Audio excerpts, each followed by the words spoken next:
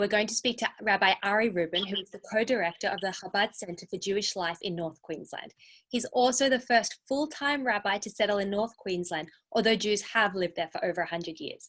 Rabbi Ari travels over 5 hours twice a month to give Torah classes in Townsville, besides all the other travel that he does, so he can make sure to reach every Jew in far North Queensland. Apparently, Rabbi Ari is also the architect of the world's first menorah that's actually made out of mangoes. Rabbi Ari, welcome. Please, can you tell us tonight how one can celebrate Jewish life cycles in a remote community? Thanks, Tali. Yeah, that's true. The mango menorah was definitely a lot of fun. So yeah, the story of the Jewish story, the Jewish survival, is really the story of passing traditions on from generation to generation. And of course, most noticeable in that is how we celebrate and commemorate the various milestones in the Jewish circle of life. So in rural Australia, and specifically in rural Queensland here where we are, you have to have a lot of effort to be able to celebrate those milestones. There isn't the, pre-made weddings or the cookie cutter bar mitzvahs, things like that. You really need a lot of effort, to work hard to be able to have those celebrations. But, even going back historically, going to colonial times, we see the amount of effort, but yet it was incredible that they actually went through and tried to celebrate and commemorate every Jewish milestone, even up here, all the way to Cooktown. They would bring rabbis in at incredible cost to be able to do a Brit Milah or celebrations. In fact, we have stories of people traveling 7 or 8 weeks going down south to be able to celebrate the Jewish wedding or to be able to do a bar mitzvah, things like that. And, there's in this week's Torah portion, and actually in the chittas that we're starting tonight, we see the verse, Am levadod yishkon, a nation that dwells alone. And the famous verse. It's not a curse. It's really a declaration of reality.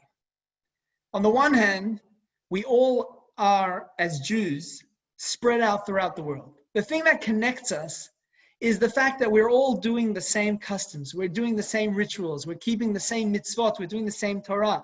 When it comes to these celebrations, we are all in it together. We're all this aloneness. But in North Queensland, it takes on a whole different meaning. Because in North Queensland, they literally are alone sometimes. A lot of times, they're absolutely alone. It reminds me of the story that a friend of ours, one of our students, he passed across an old cemetery. And he sees this single grave with a gate around it. And he straight away took a photo of it and sent it to us because the writing on it was Hebrew. And we uncovered the story of this 24-year-old woman who was traveling for business in 1883, passes away in the middle of Hughenden, absolute middle of nowhere, here in North Queensland. And of course, they have to give her a Jewish burial, but you can't bury in a normal cemetery, a non-Jewish cemetery. So they buried her in the regular cemetery, but they created it as a Jewish cemetery by putting a gate around it. So it's their own separate cemetery. But think about it. She had no friends. She had no family. She had nobody there. Most normal cemeteries are filled with Jewish graves all around, even if they're not people you know, but at least there's something that you share in common. Here, this poor lady was buried in the middle of nowhere with nothing and nobody there. Look at us right now. We're all on this Zoom together from all over the country, from all over the world. Imagine if we could go back and tell those people what we have now, the power that we have to connect to each other. We have so much availability now, which I had no idea then. We are here in North Queensland to create a community for all the Jews that are spread out and don't have anybody else, don't have other areas. Of course, our student Daniel said some prayers on the grave, put a pebble down there, but who's going to be there to remember afterwards? Our mission is to make sure that there will never be a forgotten Jew. Today here in Cairns, we have a thriving Jewish community, thank God. We have a big community with lots of events, things happening all over.